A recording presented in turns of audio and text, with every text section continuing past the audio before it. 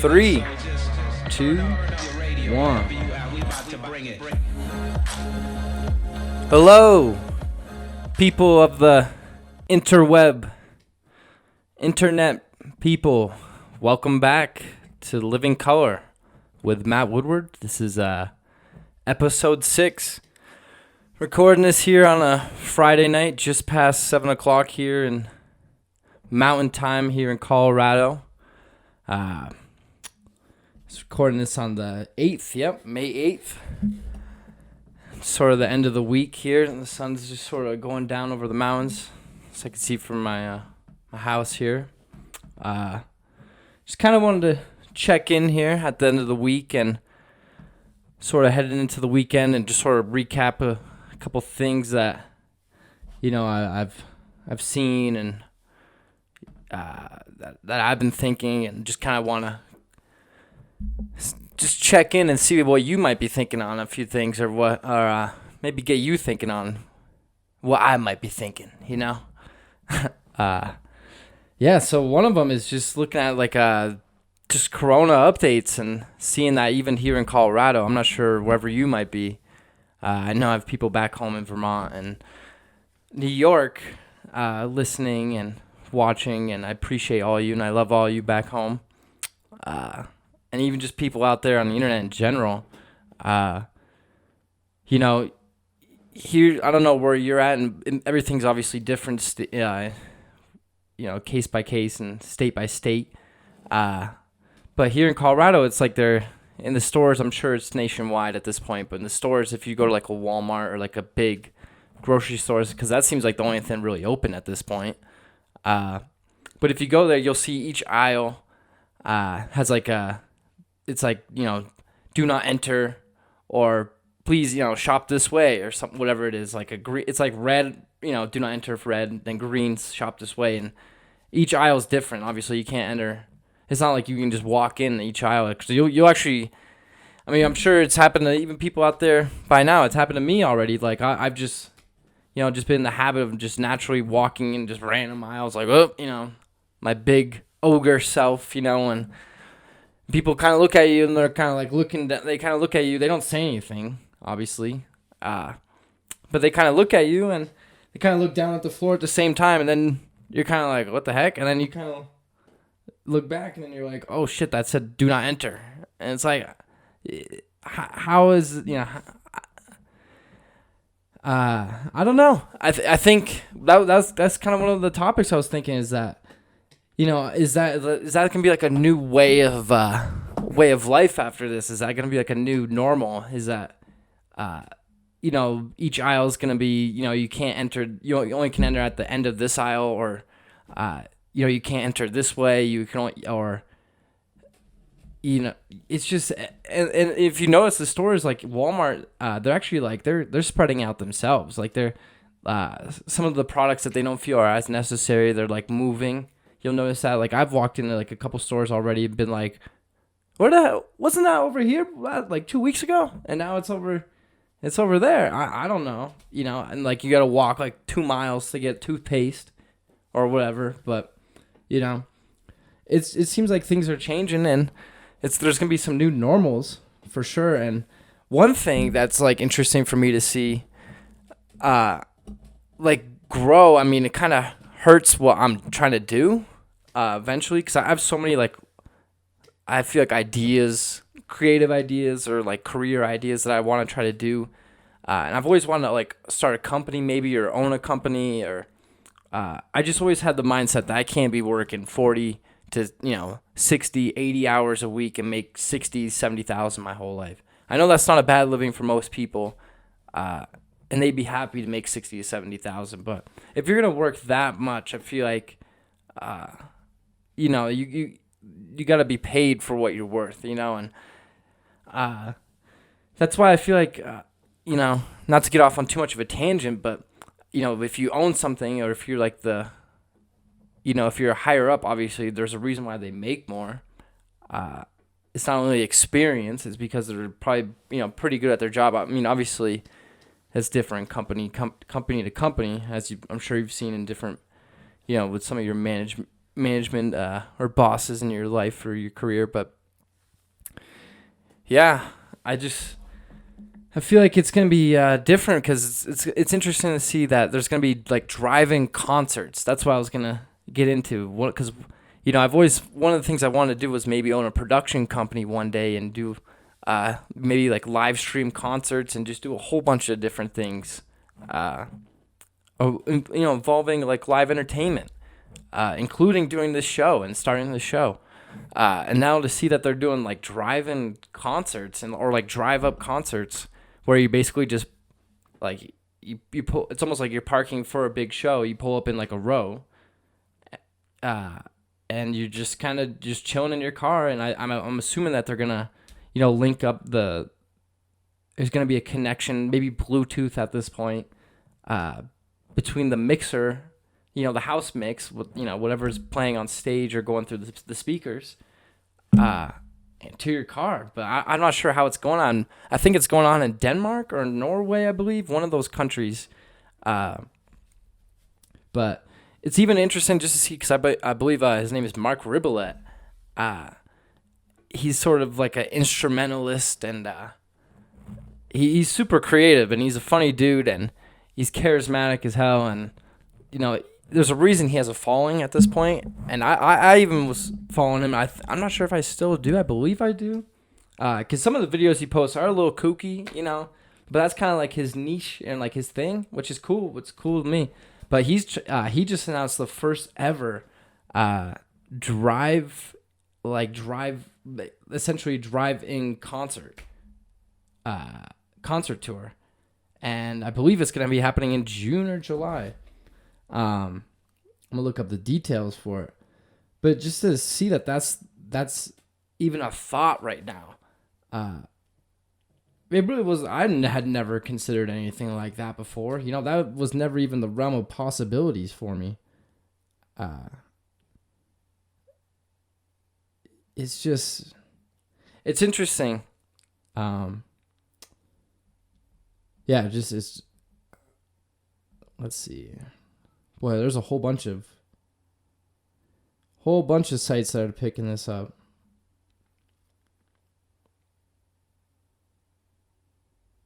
Yeah, tour kicks off June 11th in Charlotte, and then wraps up in Houston on July 3rd, the Mark Ribbolett Tour, the drive-in concert tour. So that's going to be interesting to see. I knew that a possibility was, and it's another possibility, and it's kind of made official at this point, was that Live Nation is going to try to have crowdless concerts and maybe potentially stream those, and also do like drive-in concerts as well, and sort of get a jump in, jump ahead of the market, I guess, the potential future market for it. That's something I had never obviously even considered before. I can't believe that's like a thing, to be honest with you. I don't even know how that's like I don't know if that's something I would ever even do, because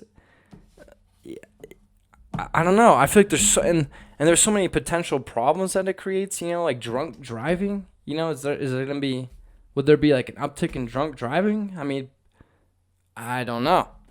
Maybe less, because people have to drive to the show and, obviously leave immediately after. It's not like a walk to the car or like a after concert hang, where you're just kind of hanging out in the parking lot with everyone, like, damn, what a great show, and just kind of talking and meeting people. It's not like that. You're just going to be, I'm assuming you're just going to like, all right, show's over, like pull out and peace, like, I don't know. I don't know how that's even a thing, but it's going to be interesting to see,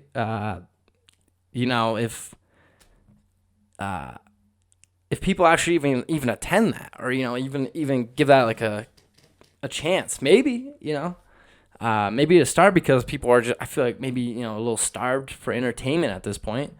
But, and then there's also like the drive-in, I'm looking at just my notes here, like usual, and, then there's like, I see that, I remember the drive-in strip clubs in Oregon, and I see that, and I'm like, is that gonna be something that's part of the future? That's like some super futuristic shit. Like, I would have never even,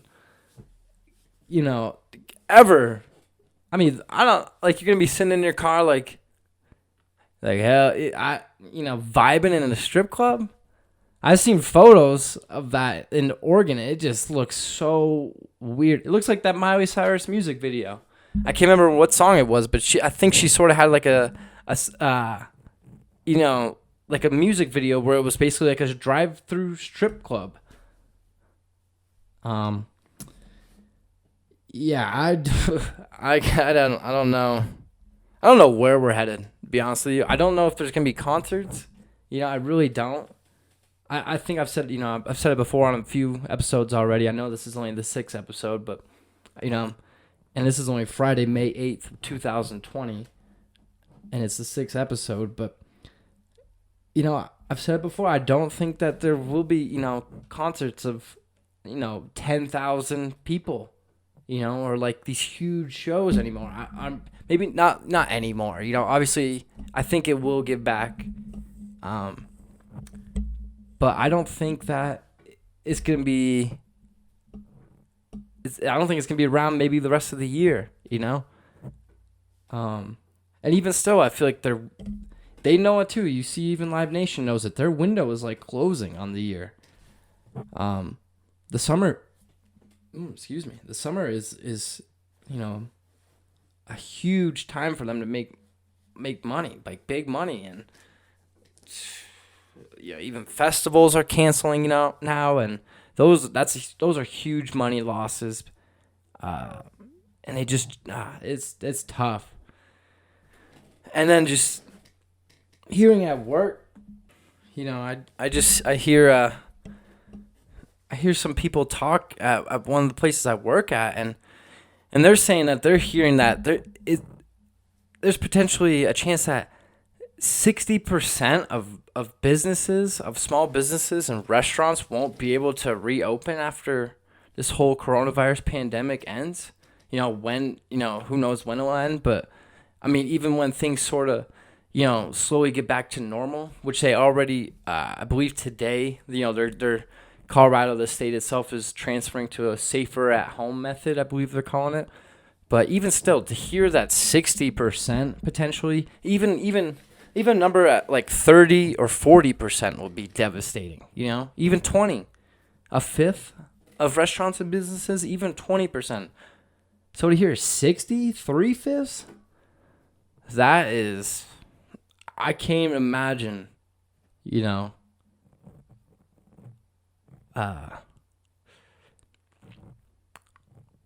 how what people would do. I feel like these are probably people that had like their whole life invested in these businesses. And now they're just they're gonna be gone. They're not gonna reopen. They're gonna have to try to find a new line of work. Maybe even try to reopen another business. I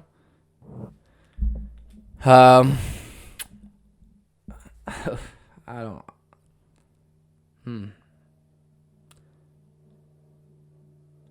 That is tough. And I know that like I said, they're transferring to that safer at home approach. Or like some salons and barbershops and I guess some small retail stores are going to be open, or opening back up, with restrictions still in place and guidelines or whatever. But, I think there's already been like just sort of the pressure from like some counties, I guess. I'm not sure which counties. I believe it's like I don't want to say it wrong. I believe it's it's like Tri-County, I believe.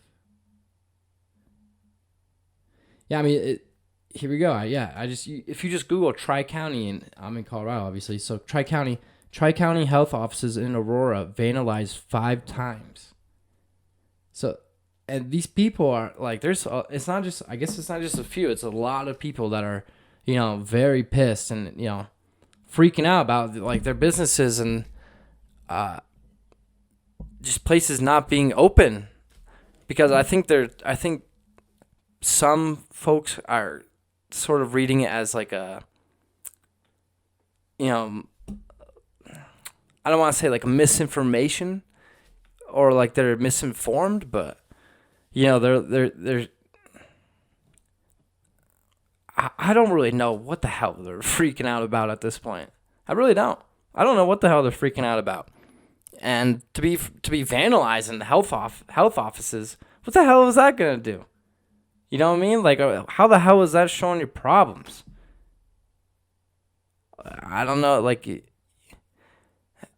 and they're saying like there will be severe consequences, and like they're talking about like starting like a civil war, these counties against the state of Colorado, and it's just like, what? People are losing their minds, man. And I've been saying it for a minute.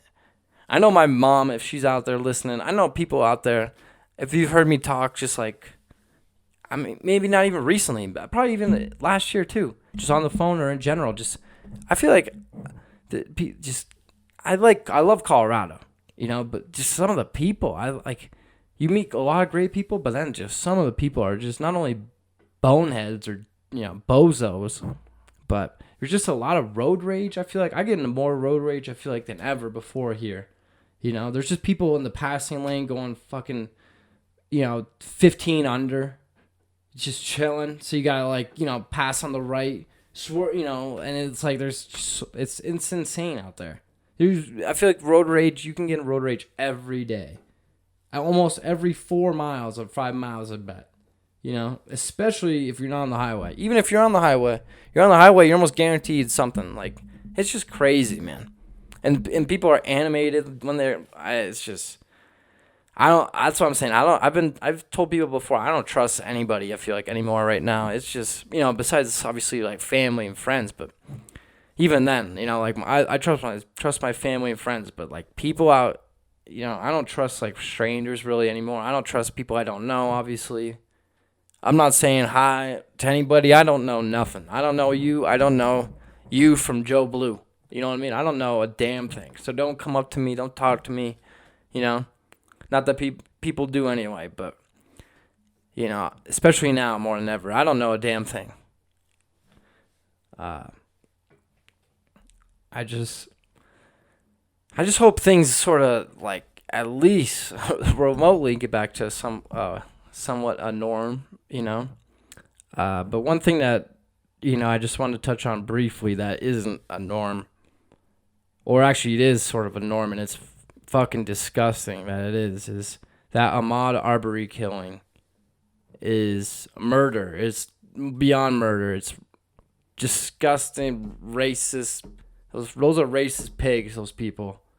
I don't even want to say those people, those two Georgia scumbags' names. And the fact that they murdered that kid, and I believe today, Friday, May 8th, I believe, is his birthday. So God bless him. God bless his soul, man, for real.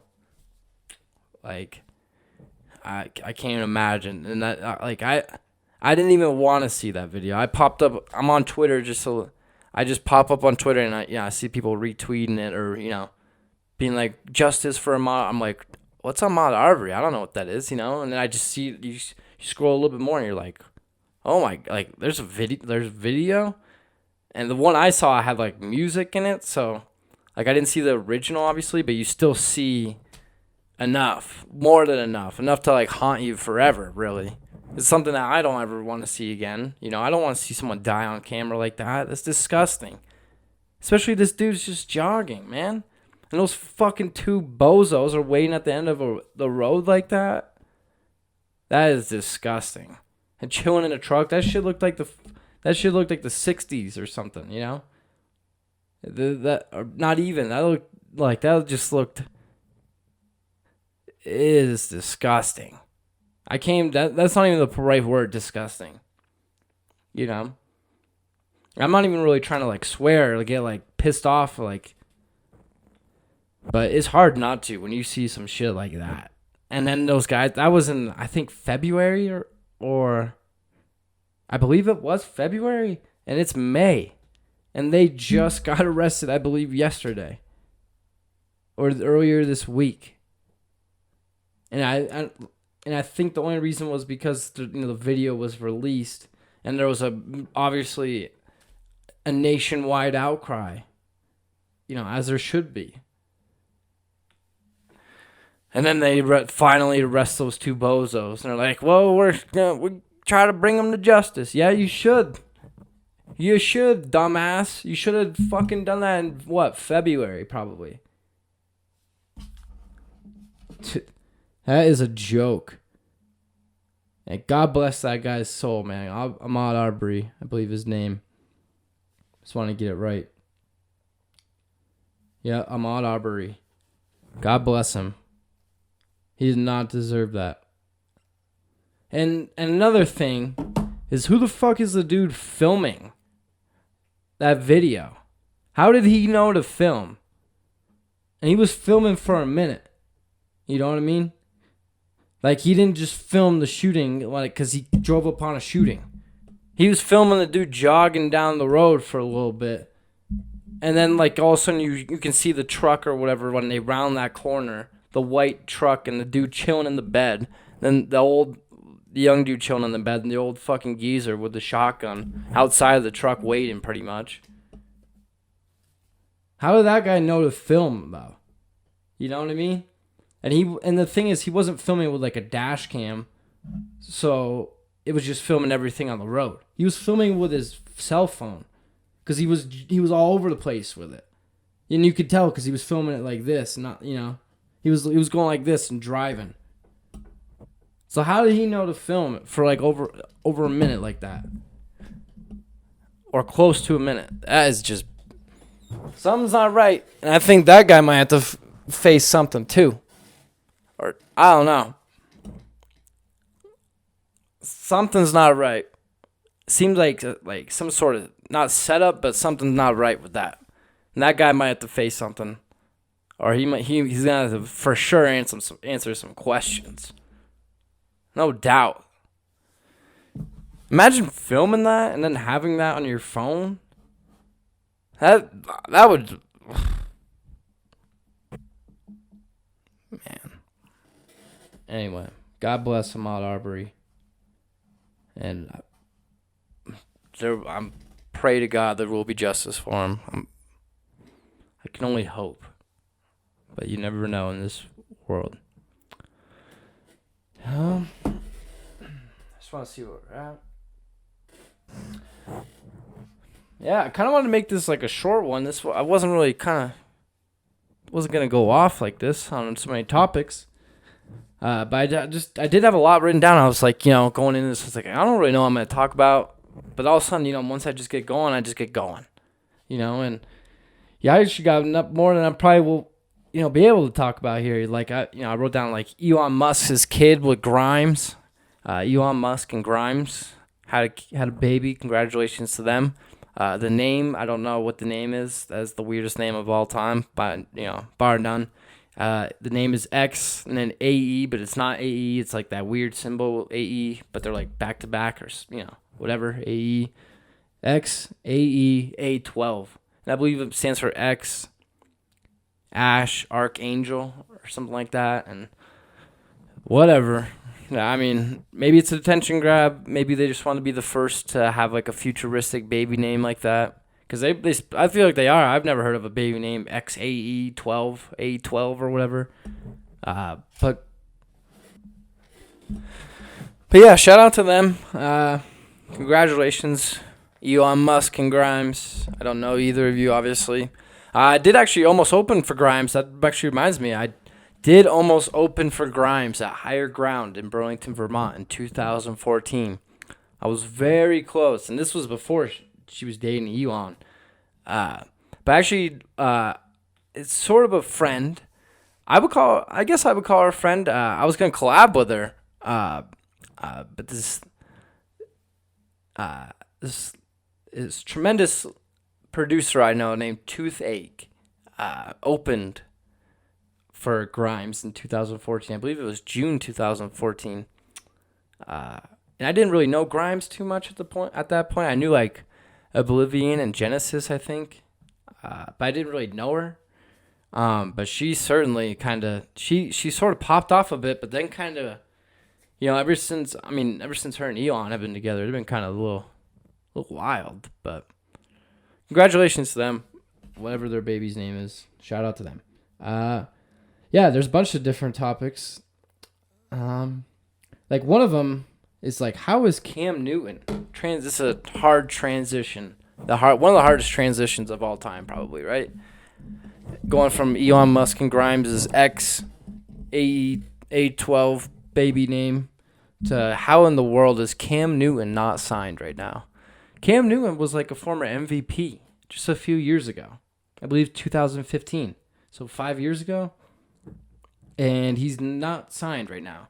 And then you see guys like Mike Glennon, I believe his name is, the former NC State quarterback and Tampa Bay Buccaneer, I believe. You see he just signs a backup deal with the Jaguars, and you're like, Mike Glennon, like he sucks, right? Like isn't he terrible? Like wasn't he decent in college, but isn't he not great now?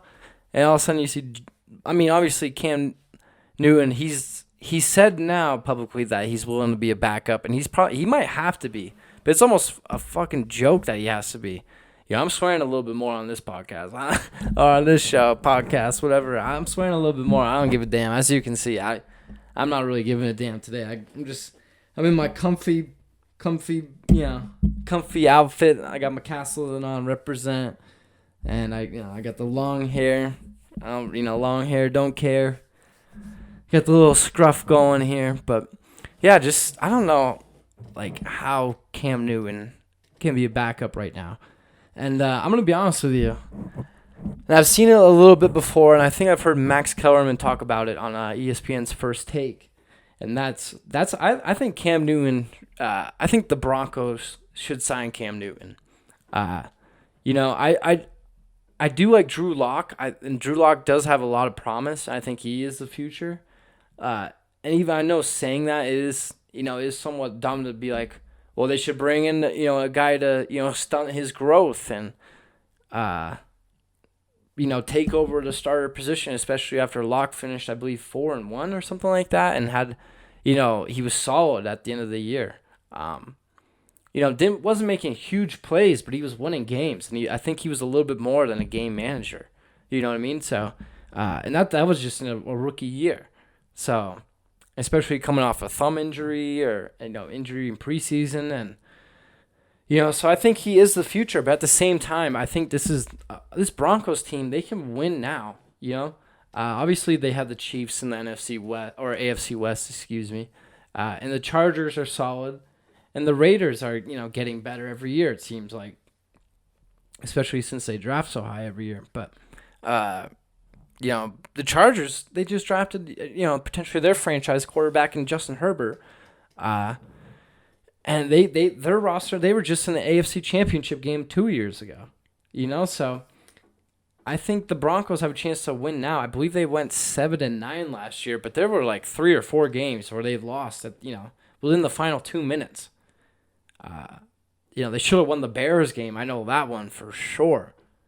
And there was at least 2 or 3 games where they could have easily been 9-7, 10-6, and potentially a wild card team. And I think, and that was with like Joe Flacco and Brandon Allen as their quarterbacks. That was before Drew Lock. So I think it's a team that they should make a move like bringing Cam Newton, who's a solid starter. He appears to be healthy. His agent's obviously saying he's healthy, and Cam's putting out that he's healthy, but he looks healthy in his Instagram videos, and he's looking like a beast right now. And I think he could potentially have a huge resurgence of a year. And I think the Broncos will be a great spot for him, because I think they're like the team that they need a playmaking quarterback, and I think Drew Lock can be that, but I don't think he is that right now. And I don't think you want to waste any more years of Von Miller. I don't think you want to waste any years of like this solid defense, and just having a solid young team right now. This is like a solid young team on both sides of the ball, and special teams is decent. So especially you have a great draft. You bring in Jerry Jeudy and KJ Hamler and a solid line. So I think the Broncos should bring in Cam Newton. I think it would be a tremendous addition, and I think he'd be just what they need to potentially get to the playoffs and maybe make a run. Especially in his career, he wants to make another run. In a location and prove himself. And I think the best place would be Denver. What would be better for him than the team that beat him in the Super Bowl and maybe sort of not join who beat you, but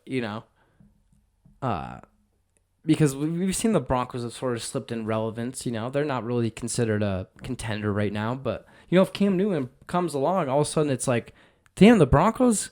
They have Cam Newton, and then they still have Von Miller, and they have a solid secondary. They got Boye, and they have had a great draft, and they bring in the guard there from Detroit. I can't remember his name there, but I believe he begins with a G. Graham, I believe, or something like that. But the Broncos aren't far off, and I think bringing in Cam Newton would be a tremendous addition and get them to potentially the playoffs and maybe make a run. But I have a ton of more. I feel like I could talk about, but I think I'm just gonna go for a couple more minutes here. I'm just gonna kind of quick hit it a little bit. One of the things I think I've talked about before was that, I wanted to sort of start writing down my goals and all that and, figure out what I'm going to do with my next move or, what I want to have, planned for each scenario or situation. And, I actually started, I finally sort of invested in that. I went to Walmart, obviously, and bought a little notebook and a pack of pens for $2. And I've been writing every day since the start of May. Ever since May 1st, I've written down, what I've done at least once a day, in the time, and written down just no matter how long or short or what it is. I just wrote down what I did that day, or what I was thinking or feeling or what I'm doing tomorrow or how the rest of the week, what I want to do the rest of the week, just whatever it is. And already a weekend, and it feels really, it feels good. I actually almost look forward to it, and it's almost like hold myself accountable because I was laying down last night, and I was like, right before I went to bed, I was like, did I write my little journal today? And then I was like, oh shit, I didn't. And I hopped right up and I wrote almost, 6 or 7 lines, almost a paragraph. It's like, I love it. I wish I had done it earlier. And I kind of got that inspiration from Joey Diaz, the Church of What's Happening Now. He was always talking about writing down your goals and what you want to do and, how beneficial it can be and, gathering your thoughts and ideas. And, then you kind of reflect on it and you kind of look back on where you were and what you were going through. And it's sort of like a whole thing, and all that for $2, a pack of pen and a notebook, so it's tremendous. I'm very happy. Shout out to Joey Diaz for that one. Shout out to him for tremendous as well. I love that saying. I just look at, I'm in Colorado and I just see Red Rocks all the time, and I'm like, oh, I would do anything to be working a show there, right now, or just attending a show there or anything like a baseball game, anything at this point. But I think maybe I don't know if there'll be shows this year. I don't know if there'll be, games where fans can attend. I know the NFL just released their schedule and they just put out tickets. And I actually looked at Ticketmaster because I saw the Buccaneers are coming out to Denver. And I'm very interested in going to that game just, obviously because Tom Brady and Rob Gronkowski and the Tampa Bay Buccaneers. But not only that, you have the New Orleans Saints who are coming out to Denver in November. So I just saw that and I was like, oh, I wonder tickets, I wonder. But as soon as you click on, the team's link there, it has like this huge warning and they're talking about refunds or, potential changes of dates and all that. But it looks like fans are still buying these tickets because it looked like, even for the Buccaneers game, it looked like there wasn't a lot of tickets to choose from. And they were all like $400, $300, And those are nosebleeds. And the ones even in the second row or second level from the top were even $600 or $700, something crazy. So I don't know. Maybe they're releasing those tickets, in small quantities, I guess. So to sort of mitigate the amount of people, or so it's not 40,000 people for the first game. Maybe like 15, 10 at max. But even then, I don't think that would happen at a concert right now, and that's what's bumming me out. Because I was just going through the amount of shows I worked last year, all the great shows. Just like Billie Eilish last year, Wu-Tang Clan on Halloween was amazing, being front of stage camera operator for that. Greta Van Fleet being a front of stage camera operator in front of Jake, the lead guitarist for Greta Van Fleet. That was incredible. And I think there may be a DVD in the works. I'm not sure. I haven't heard really much. I hope. I mean, there was a huge camera crew for it, but just so many shows. Flume and Interpol and Car Seat Headrest, Anderson .Paak, Disclosure, Vampire Weekend being, stage camera for that. Mac DeMarco, Thundercat, Twiddle, Pigeons playing ping pong, That was my second day of work, and, it would be nice. It would be nice to, go to some shows this summer or work some shows, but just doesn't seem like it's gonna happen. I just hope things sort of slowly normalize and, not get back to old, but I feel like not be so like drastic. I feel like it's been drastic the past few weeks, and I think I was handling it better at the start than I am now. I'm not saying I'm handling it bad now, but I feel like I'm just single, living by myself, and I don't mind it, but it can get boring and a little tough and mentally, but. I think there's so many things that, keep me active or can keep me, going and positive, and that's kind of what I've been focusing on. That's kind of what I hope, you focus on too. That there's really all you can do at this point, because, you can't stress over things you can't control and things that are out of your control. And this, I feel like, obviously this whole thing was way out of our control. There's nothing you could have done to prepare for this, really. It kind of just hits you over the head, and all of a sudden you just kind of had to deal with the consequences, So, excuse me. I'm hoping, I always say this, I feel like this is only the 6th episode, but I feel like I've said this, I'm hoping to do more than once a week, but right now it is only once a week. But maybe next week or, towards the end of this month, it'll be more than once a week, and that's what I'm hoping. I'm turning 27. I believe 2 weeks from today. Yeah, 2 weeks from today. 2 weeks from today, I'm turning 27, and I don't know how to feel about it.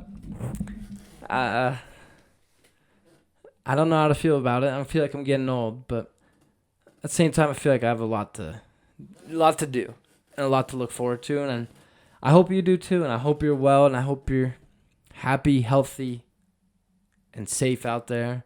I hope you have everything sort of in order. I hope you're not struggling financially and aren't looking too much for the stimulus check. I hope it's gotten to you so far, and if it hasn't, I'm sure it's on the way or getting there. And even still, I think you can see the light at the end of the tunnel, and we're getting towards the end of it, or maybe not towards the end, but there's hope, and there's hope that we'll slowly get there, and we already are. But yeah, that's kind of what I wanted to talk about for the 6th episode. I had a ton more. I was going to talk about the NBA making their announcements and this and that, and trying to create a new rock group name. I still haven't really thought it, because I'm trying to have like a whole new music project, but that's like a whole other topic for another day. But yeah, I hope you're doing well. I hope you're happy, healthy, and safe, and aren't struggling and mentally, physically, or financially, especially physically. I feel like I need to start running. I still look normal. I feel like for the most part, I haven't really gained weight. It doesn't seem like, but I need to start running again. But that's just me speaking for myself. But I hope, like I said, I hope you're doing well, and you take care of yourself. And I hope to see you back here maybe 2 times next week, or maybe the week after. But I will definitely see you back here next week for episode number 7. But this was episode number 6, and I appreciate you watching and listening wherever you might be. And for Living Color, this is Matt Woodward signing off. Thank you, and have a great rest of the weekend, you guys. I love you. Take care. You don't stop.